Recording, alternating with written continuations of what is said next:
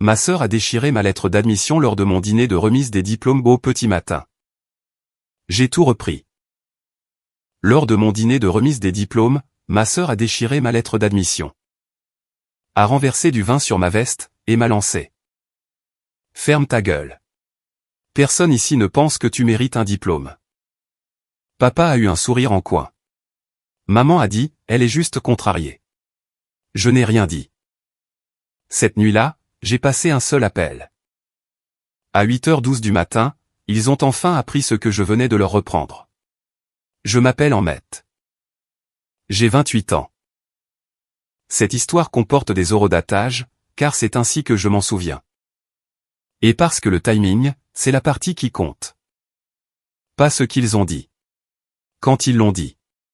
Pas ce que j'ai fait, quand je l'ai fait. L'horloge est la structure de ce récit, car c'est l'horloge qui a rendu tout cela réel. Avant le dîner, je dois vous dire ce que je suis, pour ma famille. Pas qui je suis. Ce que je suis. Il y a une différence. Qui je suis, c'est un homme qui a passé 4 ans à suivre des cours du soir. Dans une université d'État, sans le dire à personne. Qui je suis. C'est un homme qui a été accepté dans un programme de master qui ne prend que 12% des candidats. 5 cents 4 sur 4, 2 cents, avec une bourse d'études complète, d'une valeur de 87,000 $ sur 2 ans. Ce que je suis pour ma famille, je fais des virements automatiques sur leur compte, depuis 3 ans. Ils appellent ça, contribuer aux frais du foyer. J'ai déménagé il y a 4 ans. Les virements ont commencé quand ma sœur, Margot, est revenue vivre à la maison. Après avoir perdu son 3e emploi en l'espace de 7 mois, un schéma qu'elle a maintenu. Comme on maintient un service d'abonnement au chômage et que la famille a eu besoin d'aide. Pour faire face aux coûts supplémentaires. Le retour de Margot a augmenté les dépenses du foyer. Moi, qui ne vis pas là-bas, qui n'ai pas dormi sous ce toit depuis mes 24 ans. Qui ai mon propre loyer, ma propre facture d'électricité, et mon propre budget course. Composé principalement de riz et de n'importe quelle protéine en promotion. Au magasin le plus proche de mon appartement, c'est moi qui ai payé pour ça. 36 mois, à 1,4 cents $. Total, 50,4 cents $. Personne n'a dit merci. Personne n'a jamais reconnu que ce chiffre existait. Le chiffre existe, pourtant. Il apparaît sur mon relevé bancaire, chaque mois. Comme une cicatrice qui se renouvelle le premier du mois. Mais ces 1,4 cents $, ce n'est que le gros titre. En dessous, il y a les petits caractères. Je conduis ma mère, Connie, à ses rendez-vous. 34 trajets, au cours de l'année dernière. J'ai compté, après le dîner, parce que compter me faisait plus de bien que de crier. Et parce que j'avais besoin que ce chiffre soit réel, et pas juste un ressenti. Dermatologue, 2 fois. Dentiste, 4 fois. Ophtalmologue, 3 fois. Le spécialiste à Brookton, qui se trouve à 40 minutes aller-retour. Et où la salle d'attente sans l'antiseptique et les vieux magazines. Et où je me suis assis pendant 2 heures, une fois, en lisant un Sport Illustrated de 2019. Pendant que Connie subissait une intervention dont elle ne m'a jamais donné les résultats. Je remplis la déclaration d'impôt de mon père, Vernon, chaque mois d'avril. Un processus qui prend 11 heures, réparti sur 2 week-ends. Parce que Vernon garde ses reçus dans une boîte à chaussures. Et que cette boîte n'a aucune logique de rangement, à part tout est là-dedans, cherche un peu. J'ai réparé le chauffe-eau en février, quand la veilleuse s'est éteinte, et que Vernon a dit. Je ne fais pas confiance à ces trucs-là. Comme si le chauffe-eau était une personne avec un casier judiciaire. J'ai réparé la porte du garage, quand le ressort s'est cassé. Et que le moteur faisait un bruit d'animal à l'agonie. J'ai remplacé la plomberie de la salle de bain, les tuyaux d'arrivée d'eau comme l'évacuation. Un samedi où j'avais prévu d'étudier, mais je ne l'ai pas fait. Car la famille avait davantage besoin du bricoleur, que de l'étudiant. J'ai aidé Margot à déménager, à 2 reprises. La 2e fois, j'ai porté son canapé sur 3 étages. Avec un ami que j'avais soudoyé avec une pizza, et elle ne nous a même pas proposé un verre d'eau. Elle était sur son téléphone, sur le pas de la porte. pendant que je transpirais à travers ma chemise sur le palier. Quand j'ai posé le canapé, elle a dit « Tu peux le mettre contre l'autre mur ? Je trouve que ça rend mieux là-bas. » J'ai déplacé le canapé contre l'autre mur. Et la partie que je n'ai dite à personne, jusqu'à présent, j'ai rédigé les candidatures de Margot. Ses CV, ses lettres de motivation, et ses fiches de préparation aux entretiens. 6 candidatures, sur 2 ans. Toujours ma formulation, ma mise en page, ma structure. Elle a obtenu 2 de ces postes. Les 2 fois, elle a dit à la famille qu'elle avait tout déchiré à l'entretien. Les 2 fois, les mots qu'elle a utilisés lors de l'entretien étaient les mots que j'avais écrits sur sa fiche de préparation, la veille au soir. La personne qui m'a dit que je ne méritais pas de diplôme a fonctionné avec des phrases que j'avais construites pour elle. La lettre d'admission. Laissez-moi vous parler de la lettre. Personne, dans ma famille, ne sait que j'ai repris mes études. Pendant 4 ans, j'ai assisté aux cours du soir à l'Université d'État de Ridgemont. Les mardis et jeudis soirs, et les samedis matins. J'ai dit à ma famille que je travaillais tard, ou que je remplaçais un collègue. Personne n'a posé de questions, parce que personne ne me pose de questions. À moins que cela n'implique de me demander un service. J'ai terminé ma licence à temps partiel. Tout en travaillant à temps plein dans une entreprise de logistique. Où je gère les opérations d'entrepôt pour 52 000 $ par an. Et où je passe la plupart de mes journées dans un bureau éclairé au néon, qui sent le carton. Et le café froid que j'oublie de boire. J'ai obtenu mon diplôme il y a 8 mois. Personne n'était à la cérémonie, car personne n'était au courant. René était là. René sait tout. Le programme de master a accepté 12% des candidats. Ma candidature comportait 3 lettres de recommandation. Écrites par des professeurs qui utilisaient des mots comme l'exceptionnel. Et le candidat atypique le plus solide de la promotion. Le directeur du programme m'a envoyé un email, personnellement. L'admission s'accompagnait d'une bourse complète, soit 87,000 $ sur 2 ans. Les frais de scolarité, les livres, les frais annexes, et une allocation de subsistance de 6,000 $ par an. Je n'ai pas seulement été accepté. J'allais être payé pour y assister. Cette bourse signifiait que je pouvais partir, sans avoir besoin de l'argent de qui que ce soit. Je n'aurais plus besoin des 1,4 cents $ par mois. Je n'aurais besoin de rien, ni de personne, à cette table de dîner. Cette bourse était une porte de sortie, sans aucun péage. Il y a un autre détail. Le testament de ma grand-mère, Ruth, contient une clause qui accorde une prime d'études de 40 000 $ à tout petit enfant qui obtient un diplôme universitaire de cycle supérieur. C'est spécifique. C'est documenté. Si je termine le programme, je touche 40,000 $. Margot n'a jamais terminé sa licence. Elle ne pourra jamais y avoir accès. Margot a postulé au même programme, il y a 2 ans. Elle a été rejetée. Elle n'en a parlé à personne. Je l'ai découvert grâce à une cousine. Qui travaille dans l'administration des admissions à l'université. Et qui a reconnu notre nom de famille, lorsque mon admission a été validée. Elle me l'a dit autour d'une bière, dans un bar où la musique était trop forte. Ta sœur a postulé aussi, non? Un cycle différent, mais le même programme. Elle l'a dit avec désinvolture, comme si elle confirmait un fait. Pas comme si elle déclenchait une bombe. La rage de Margot, lors du dîner, n'était pas de la jalousie abstraite. C'était la fureur bien spécifique, de voir quelqu'un réussir exactement là où vous avez échoué. Devant la famille à qui vous avez affirmé que vous n'aviez jamais essayé. La lettre déchirée, ce n'était pas de la colère. C'était de la destruction de preuves. Si la lettre n'existe pas, la comparaison ne peut pas être faite. Et puis, il y a le testament de Ruth. Ma grand-mère, Ruth, a laissé une clause qui accorde une prime d'études de 40,000 $ à tout petit enfant qui obtient un master. Spécifique. Documenté. La façon à Ruth de dire « apprenez quelque chose, depuis l'au-delà ». Si je termine le programme, je reçois 40 000 $ que Margot ne pourra jamais toucher. Car elle n'a jamais validé sa licence. Margot ne fait pas que me regarder réussir.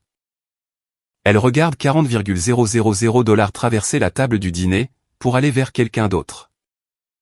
Et la lettre déchirée, c'était une tentative d'arrêter cet argent avec ses mains. Puisqu'elle ne pouvait pas l'arrêter avec ses diplômes.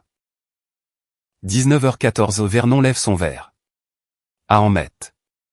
Félicitations pour. C'est quoi, déjà? Il demande à quoi sert la lettre, alors que je le lui ai dit à 3 reprises. Connie sourit. Margot est assise en face de moi, sur une chaise qu'elle n'a pas ajustée, les bras croisés. La mâchoire crispée, en train de faire ce truc qu'elle fait avec l'ongle de son pouce.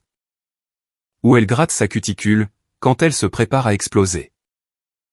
La table est mise pour 4. René n'était pas invité.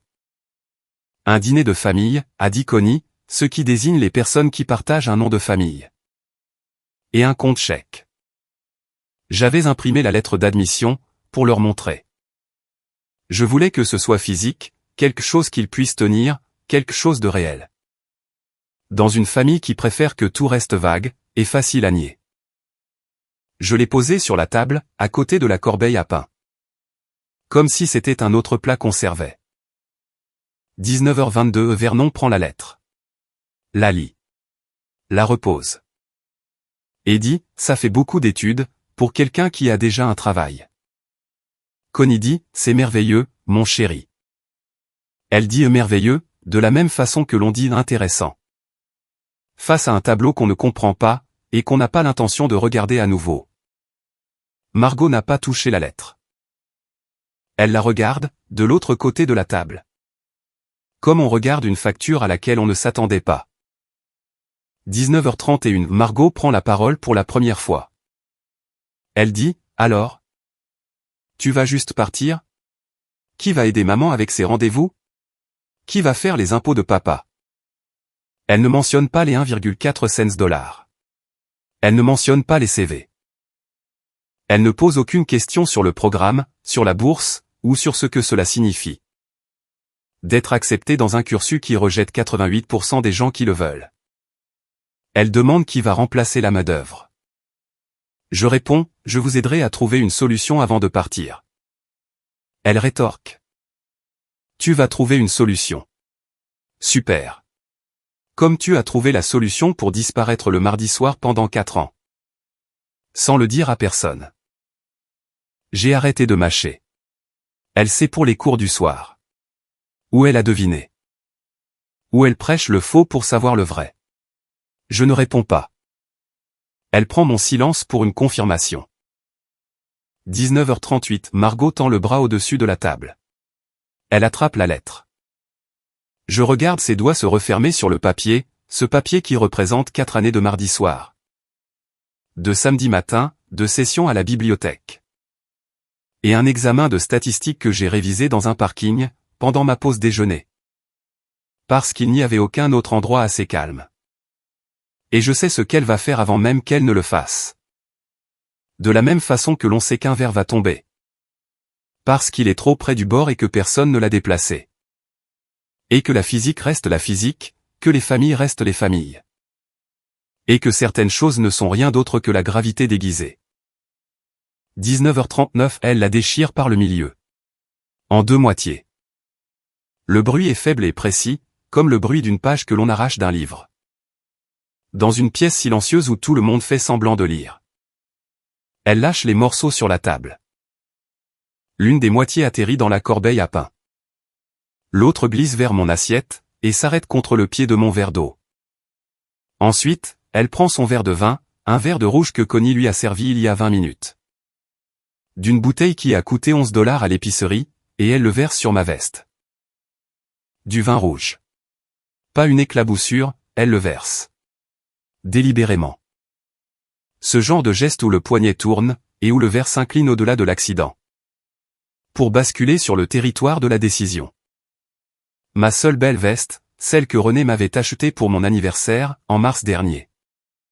Parce que je lui avais dit que je n'avais besoin de rien de chic, et qu'elle m'avait répondu.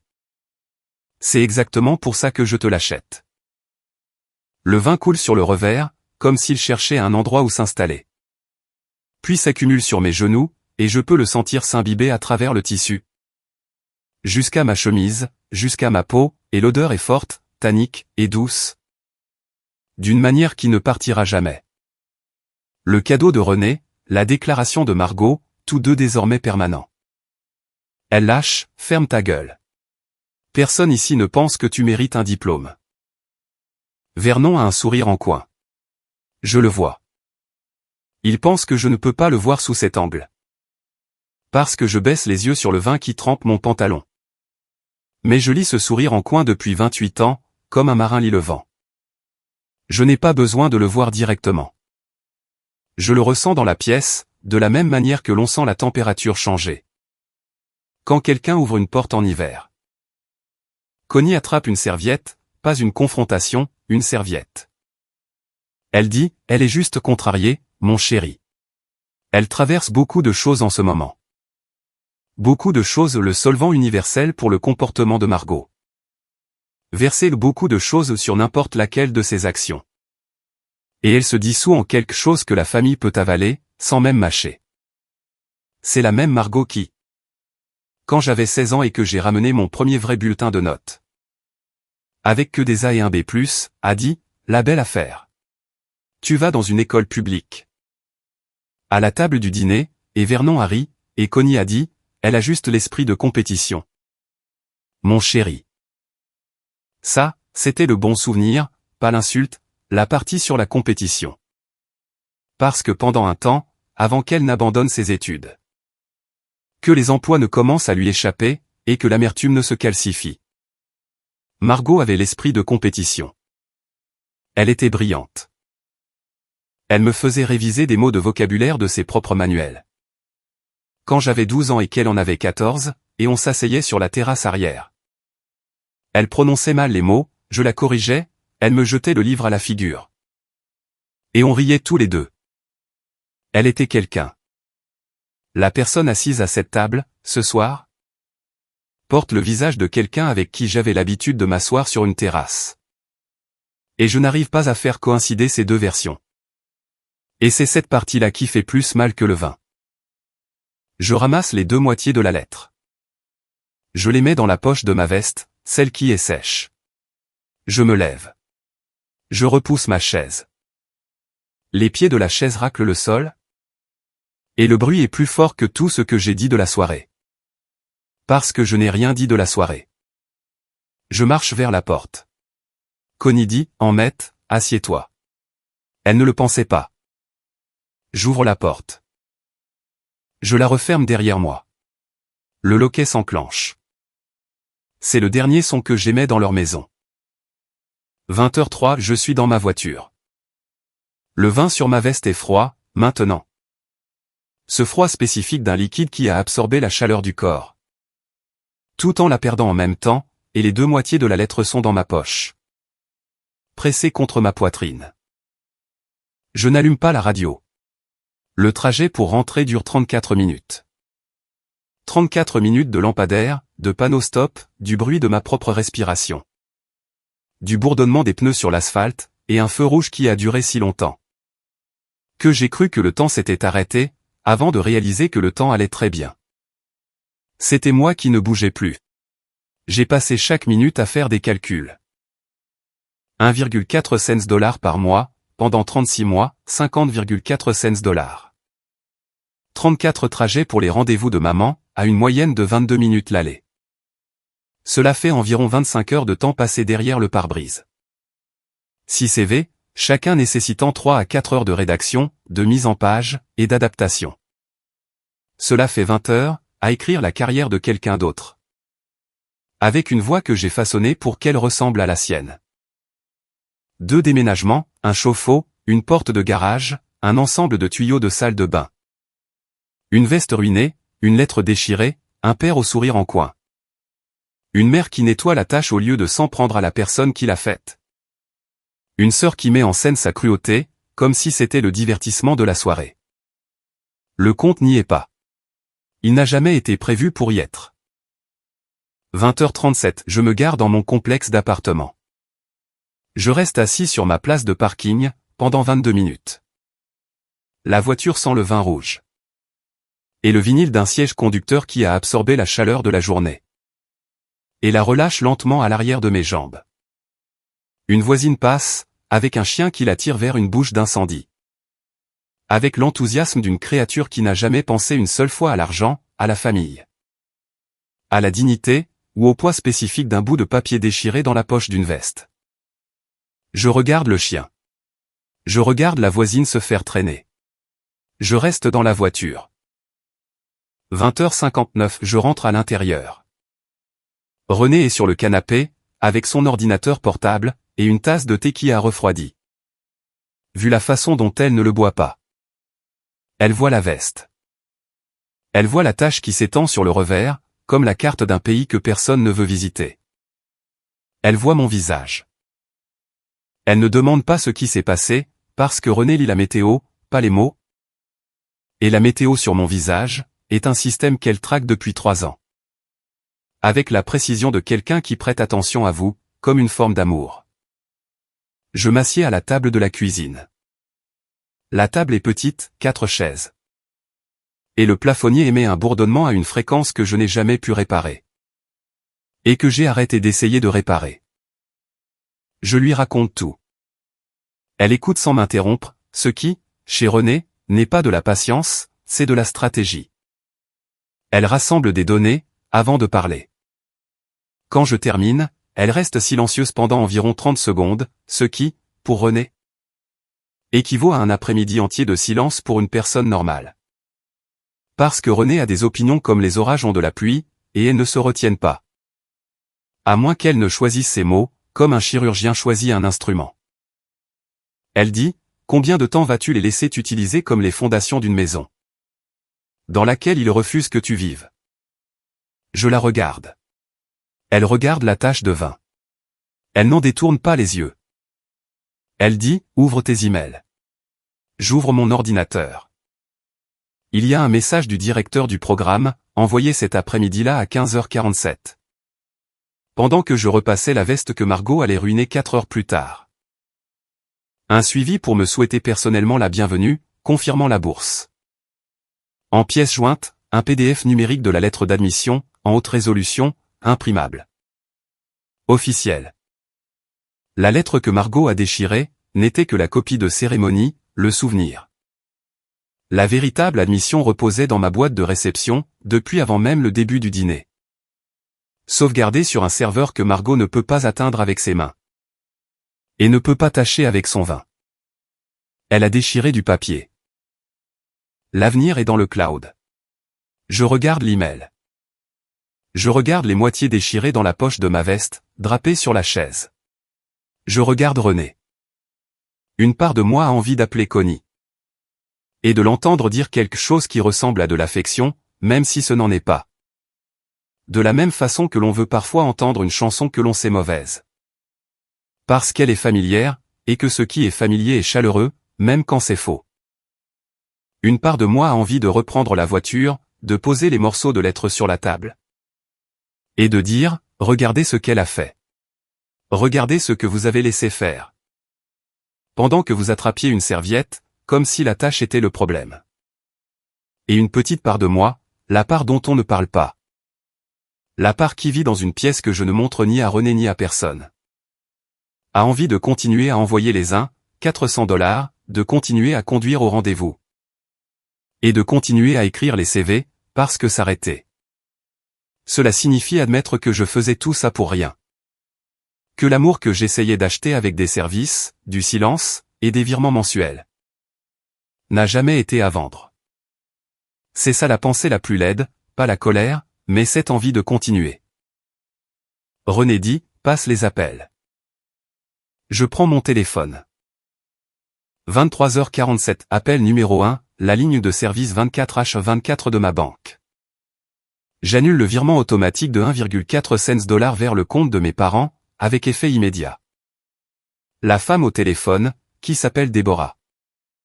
Et qui mange quelque chose entre 2 frappes sur son clavier. Me demande si je veux mettre en place un nouveau virement récurrent, vers un autre compte. Je dis oui.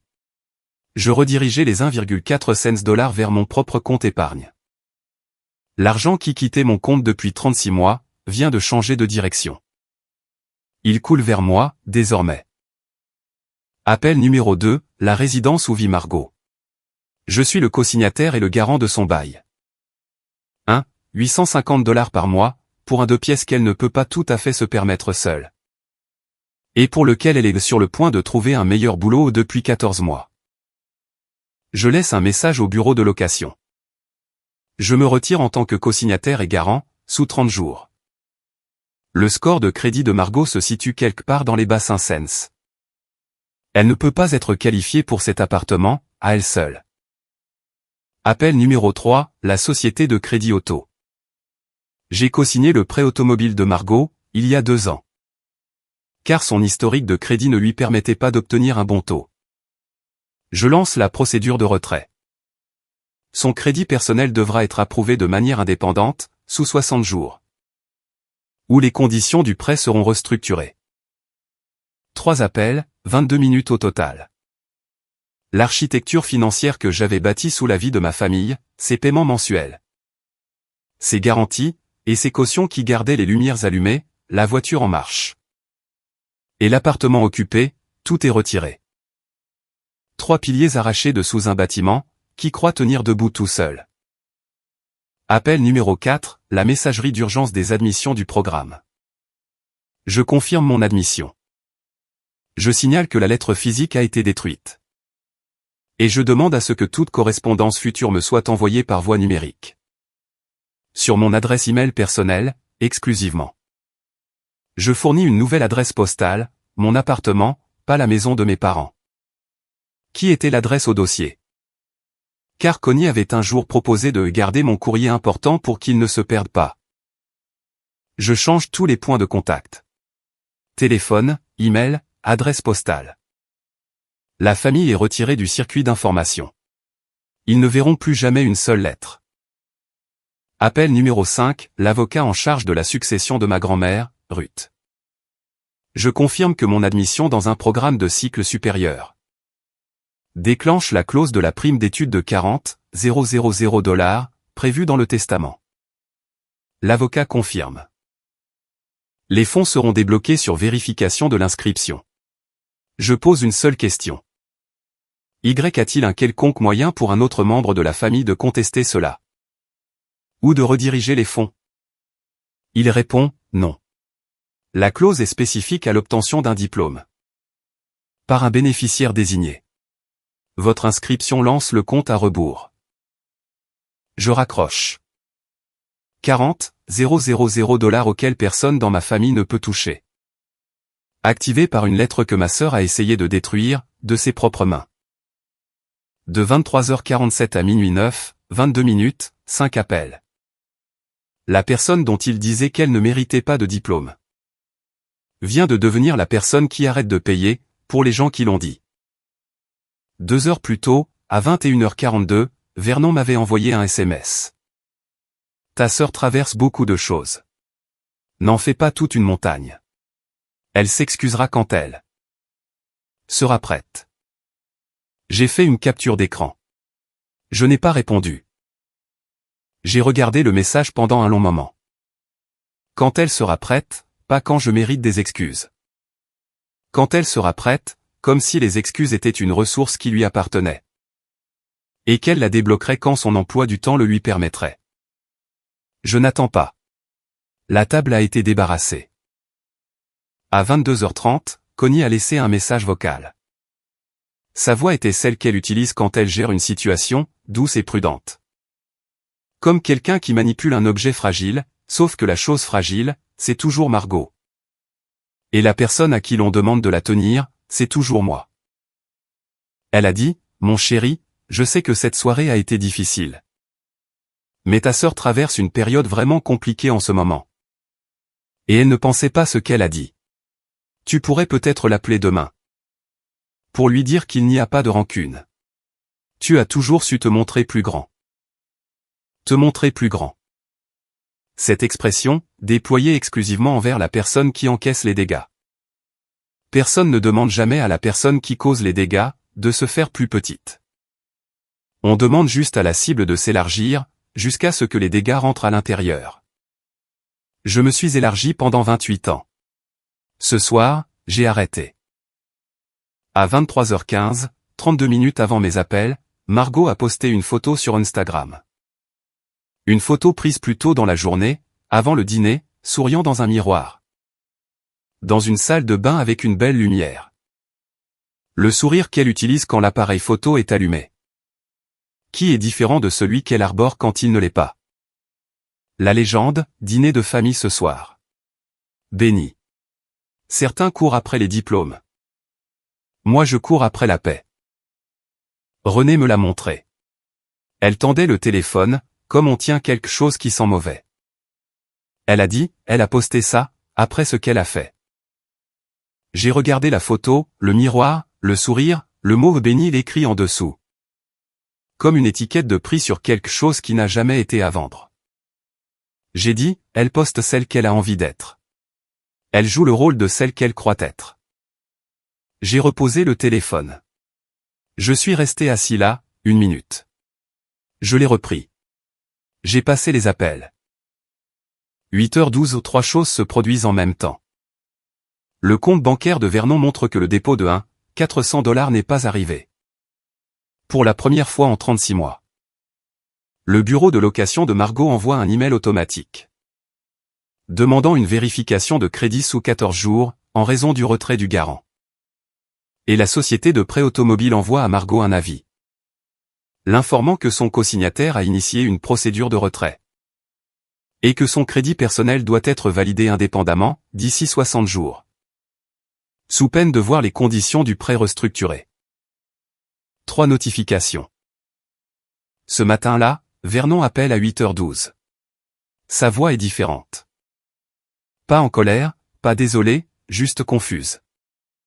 La confusion spécifique d'un homme qui s'est tenu sur un sol, pendant 36 mois. Sans réaliser que quelqu'un d'autre le soutenait. Et que ce sol vient de s'effondrer de 10 cm. Il dit, Ahmet, le virement n'est pas passé. Y a-t-il un problème avec ta banque? Il appelle pour l'argent, pas pour la lettre, pas pour le vin. Pas pour ce que sa fille a fait devant lui, alors qu'il était assis là avec un sourire en coin. Qui lui a coûté plus cher qu'il ne le comprendra avant des mois. Le premier appel de mon père, après le pire dîner de ma vie, concerne un dépôt manquant de 1,4 $. Cela me dit tout de ma position dans cette famille, tout ce que je ne savais pas déjà, c'est-à-dire? À ce stade, rien du tout. Mais l'entendre confirmer, à 8h12 un mardi matin, alors que je suis debout dans ma cuisine. En train de manger des céréales dans un bol que Renée a laissé sur l'égouttoir. Parce qu'elle est déjà au travail, parce qu'elle a un emploi, une routine. Et une vie qui ne tourne pas autour de la gestion des dysfonctionnements des autres. Cette confirmation-là, elle vous frappe différemment que le simple fait de le savoir. Le savoir, c'est dans la tête. La confirmation, c'est dans la poitrine. Je réponds, il n'y a pas de problème. Je l'ai annulé. Il demande, tu l'as annulé? Je réponds, oui. Il dit, Ahmet, nous dépendons de ça. Je réponds, je sais. Il ne dit rien pendant environ 4 secondes. 4 secondes d'un silence de mort, sur une ligne téléphonique. Entre un père et un fils qui vient d'arrêter d'être le seul. Ces 4 secondes ressemblent au bruit d'une maison qui s'affaisse, ou qui commence à s'affaisser. Margot appelle 3 fois avant 9h. Je ne réponds pas. Les messages vocaux s'intensifient. Le premier, est: j'ai reçu un email bizarre de mon immeuble. Un truc sur une vérification de crédit. Le deuxième, tu peux appeler le bureau de location? Je crois qu'il y a une erreur. Le troisième, Ahmet. Qu'est-ce que tu as fait? Maman dit que l'argent n'est pas rentré non plus. Rappelle-moi. Ce n'est pas drôle. 3 messages vocaux, en 40 minutes. La personne qui a déchiré une lettre de bourse en 2. Et qui a dit que personne ne pensait que je méritais un diplôme. Laisse des messages de plus en plus frénétiques. Parce que la personne qu'elle a traitée de bonne a rien. est la seule personne dont le nom lui permet de garder son toit et sa voiture. Les 2 semaines qui ont suivi ont été une démolition à laquelle personne ne s'attendait. Car personne ne réalisait que le bâtiment reposait sur mon nom. 2 semaines d'appels téléphoniques auxquels je n'ai pas répondu, de textos que je n'ai pas lus. Et d'un silence qui a fait du bruit, dans toutes les pièces où je n'étais pas. J'ai tracé les 1,4 cents avec l'aide de Renée. Elle travaille dans la banque et possède ce genre de curiosité professionnelle qui transforme une question en une véritable excavation. Nous avons trouvé où allait l'argent. Il ne servait pas à payer les dépenses du foyer, comme mes parents le décrivaient. 800 $ par mois allaient directement au paiement de la voiture et de l'assurance de Margot. 400 $ servaient à payer la facture de téléphone de Margot et ses abonnements. La location de vêtements, le streaming, les applications de livraison. 200 $ couvraient le paiement minimum d'une carte de crédit, au nom de Connie, qui avait été plafonnée par Margot. Ma contribution au foyer, contribution c'était une subvention pour ma sœur. Avec une étiquette familiale. Je payais 400 $ par mois. Pour financer le train de vie de la personne qui m'a versé du vin dessus. Et qui m'a traité de bon à rien. Ensuite, René a trouvé l'autre chose.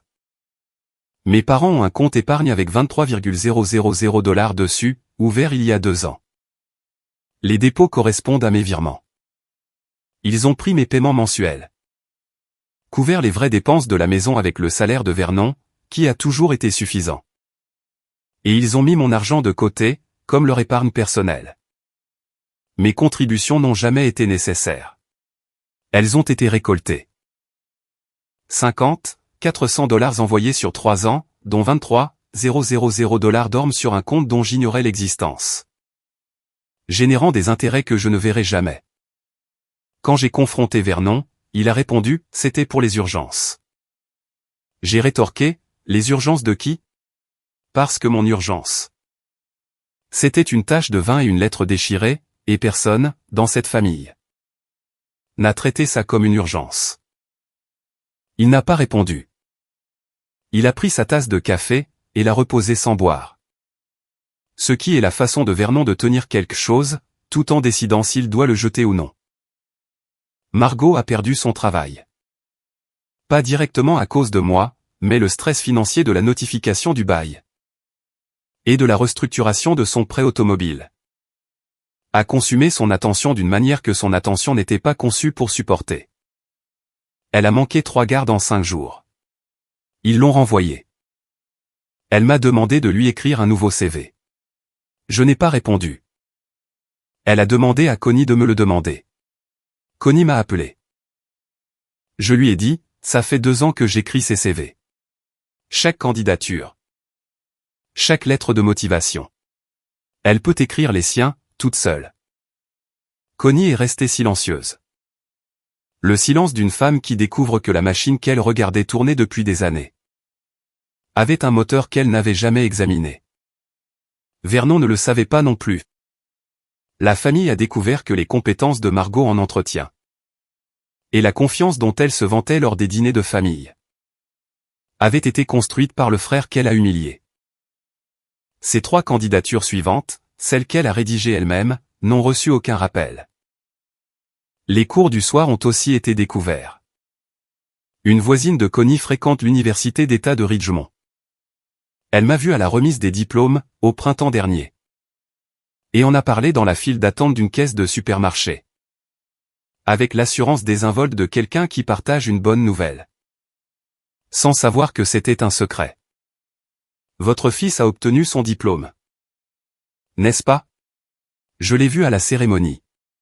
Vous devez être tellement fier. Connie m'a appelé ce soir-là. Tu as eu ton diplôme? Tu as déjà ton diplôme. J'ai répondu, depuis 8 mois. Elle a demandé, pourquoi tu ne nous as rien dit? J'ai dit, quand est-ce que je te l'aurais dit? Maman? Entre le fait de te conduire chez le dentiste, de rédiger les CV de ta fille et de faire la déclaration d'impôt de papa? Quelle conversation étais-je censé interrompre? Elle a commencé à dire quelque chose. Puis s'est arrêtée. Je pouvais entendre le robinet de la cuisine couler en fond. Ce son spécifique de l'eau frappant l'acier inoxydable, que j'ai grandi en écoutant. Pendant que je faisais mes devoirs à une table où personne ne m'avait gardé de place. Elle a raccroché sans finir sa phrase. Je ne sais pas ce qu'elle allait dire. Je ne suis pas sûr qu'elle le sache, non plus. La situation du bail de Margot s'est résolue comme la gravité résout les choses, vers le bas. Son crédit ne lui permettait pas d'obtenir un prêt. Le bureau de location a proposé un passage sur un bail mensuel.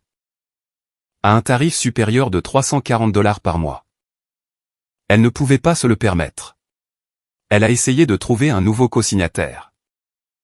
Son ami Daniel a accepté, puis s'est rétracté, après avoir vu le rapport de crédit de Margot. Une autre amie a dit « Je t'aime, mais je ne mets pas mon nom sur ta vie en ce moment ». Qui est le genre de phrase qui semble d'un grand soutien, et qui ne l'est pas. Margot est retournée vivre chez Vernon et Connie.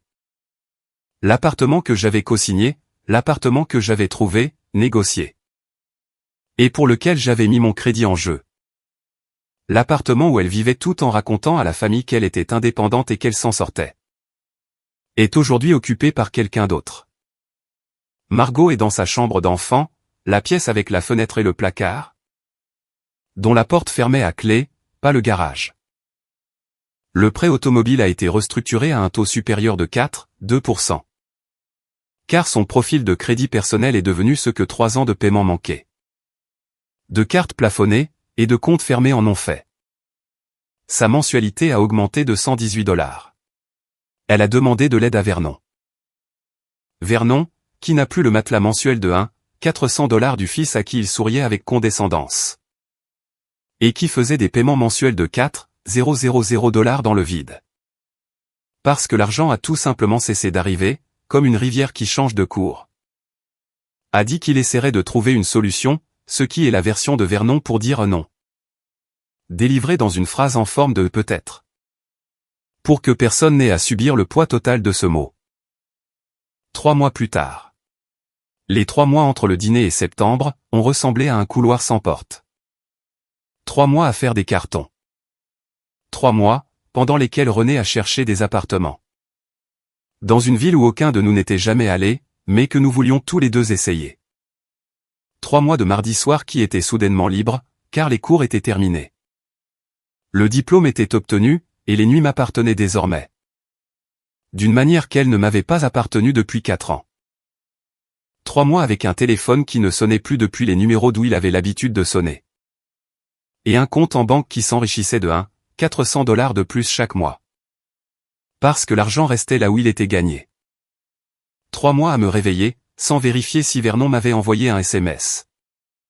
Parce que Vernon n'envoie pas de SMS à moins que le virement ne soit en retard.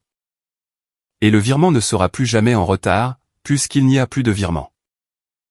3 mois de silence de la part d'une famille qui, apparemment, avait davantage besoin de moi qu'elle n'avait besoin de me parler.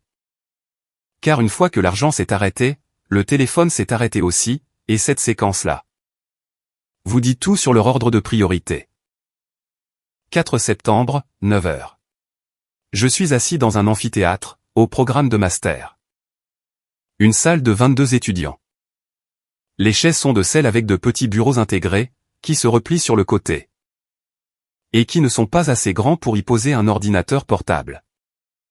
Mais je le mets en équilibre quand même. Parce que j'ai passé 4 ans à mettre en équilibre des choses qui ne rentrent pas dans l'espace qui m'était alloué.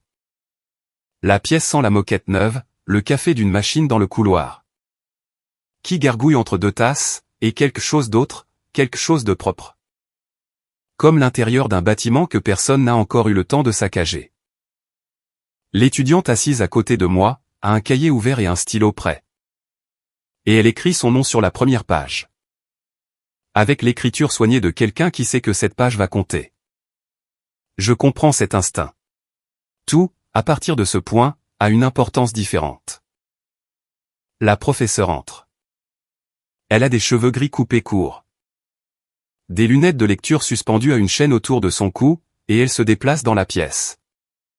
Comme quelqu'un se déplace dans un espace où il a gagné le droit de se trouver, ni vite, ni lentement, juste présente.